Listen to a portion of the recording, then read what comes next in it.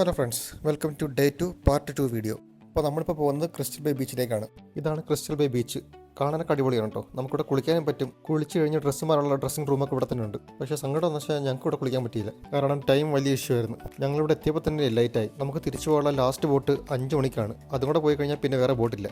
കുറച്ച് നേരം പിന്നെ അവിടെ സ്പെൻഡ് ചെയ്ത് ഞങ്ങൾ മാത്രമേ കുളിക്കാതിരുന്നിട്ടുള്ളൂ. ഇവർക്ക് അവിടെ കുളിച്ചായിരുന്നു. ഇവിടുത്തെ വെള്ളം നല്ല തെളിഞ്ഞ വെള്ളമാണ്. അടിയിലുള്ള കല്ലൊക്കെ നമുക്ക് തെളിഞ്ഞാണ്. അതുകൊണ്ടായിരിക്കണം ഇതിനെ ക്രിസ്റ്റൽ ബേ ബീച്ച് എന്ന് വിളിക്കുന്നത്. ഇവർക്ക് കിട്ടിയ അവസരം നല്ല രീതിയിൽ മുതലാക്കിയിട്ടുണ്ട്. അവൻ നല്ല രീതിയിൽ ആർമാദിച്ചു അവിടെ.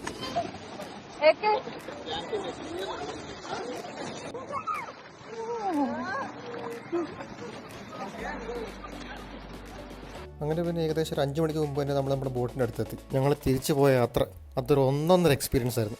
അവർ ആ ബോട്ട് അതിൻ്റെ മാക്സിമം സ്പീഡിൽ ഓടിച്ചത്. ഞാൻ ഇതിനു മുമ്പ് ബോട്ടിലൊക്കെ യാത്ര ചെയ്തിട്ടുണ്ട്. കടലിൽ പോലും ഞാൻ ബോട്ടിൽ പോയിട്ടുണ്ട്. എന്നിട്ട് പോലും ഞാൻ പേടിച്ചിട്ടില്ല. പക്ഷേ ഇപ്രാവശ്യം ഈ ബോട്ടിൽ പോയപ്പോഴത്തേക്കും നല്ല രീതിയിൽ ഞാൻ പേടിച്ചു. ഞങ്ങളെല്ലാവരും വിചാരിച്ചത് ഈ ബോട്ടിനെന്തോ പറ്റിയെന്നാണ്. സംഭവം ഈ ബോട്ടിൻ്റെ പോക്ക് കണ്ടിട്ട് എല്ലാവരും പരസ്പരം നോക്കി. ഭാഷാറിനുണ്ടെങ്കിൽ ഈ ബോട്ടിലൊരു സ്റ്റാഫ് ഉണ്ടായിരുന്നു എൻ്റെ അടുത്ത്. അപ്പോൾ പുള്ളിക്കാരനത് ഞാൻ ചോദിച്ചത് എന്തെങ്കിലും പോകുന്നതെന്ന്. പുള്ളിക്കാരെ പേടിക്കേണ്ട ഞങ്ങളത് പറയുന്നു. ആദ്യം ഒന്ന് പേടിച്ചെങ്കിലും പിന്നീട് നല്ലൊരു എക്സ്പീരിയൻസ് ആയിരുന്നു അത്. അങ്ങനെ ഒരു സന്ധ്യയൊക്കെ ആകാറായപ്പോഴത്തേക്കും ഞങ്ങൾ തിരിച്ച് ഹോട്ടലിലേക്ക് എത്തി. ഇന്ന് പിന്നെ വേറെ ആക്ടിവിറ്റി ഒന്നും ഇല്ല. അങ്ങനെ രാത്രി ആയപ്പോഴത്തേക്കും ഞങ്ങൾ ഫ്രഷ് ആയിട്ട് സ്ഥലമൊക്കെ കാണാൻ ഇറങ്ങി. ഞങ്ങൾ സ്റ്റേ ചെയ്യുന്ന സ്ഥലം എന്ന് പറയുന്നത് കറക്റ്റ് നമ്മുടെ ഗോവ വർക്കലേക്കില്ലേ അതുപോലത്തെ ഒരു സ്ഥലത്തായിരുന്നു. രാത്രി ആകുമ്പോഴത്തേക്കും ആ സ്ഥലം ഫുൾ ഓണാവും. ബാറുകളും പബ്ബുകളും എല്ലാം ആയിട്ട്. പിന്നെ അതുപോലെ തന്നെ ലോക്കൽ ഡ്രസ് ഷോപ്പുകളും ബാഗ് റെസ്റ്റോറൻറ്റും ഒക്കെ ഉണ്ട്. നമ്മൾ പോകുന്ന വഴിക്ക് മസാജ് എന്ന് പറഞ്ഞ ആൾക്കാർക്ക് വിളിക്കുന്നുണ്ടായിരുന്നു. പക്ഷെ നമ്മളങ്ങോട്ട് കയറിയില്ല.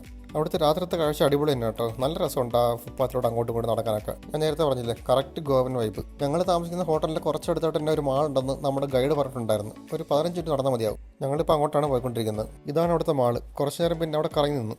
പിന്നെ എനിക്ക് തോന്നിയൊരു കാര്യം പറയട്ടെ, നമ്മൾ റീൽസിലൊക്കെ കാണത്തില്ലേ ബാലിയിൽ പോയ വീഡിയോ, ഓരോരുത്തരും 5 ലക്ഷം രൂപയുടെ ബ്രേക്ക്ഫാസ്റ്റ് കഴിച്ചു, 10 ലക്ഷം രൂപയുടെ ഫുഡ് കഴിച്ചു എന്നൊക്കെ പറഞ്ഞ വീഡിയോ.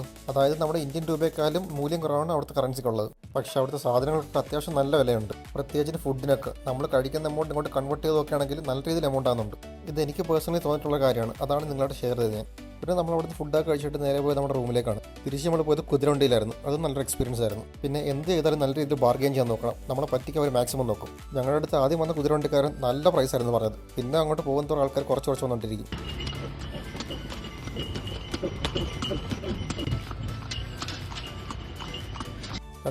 ഒക്ടോബർ 12 അവിടെ ഒരു ബോംബ് ബ്ലാസ്റ്റ് നടന്നിട്ടുണ്ട്. ആ ബോംബ് ബ്ലാസ്റ്റിൽ മരണപ്പെട്ടത് 202 ആൾക്കാരാണ്. അതിലും 88 ആൾക്കാരും ഓസ്ട്രേലിയക്കാരാണ്.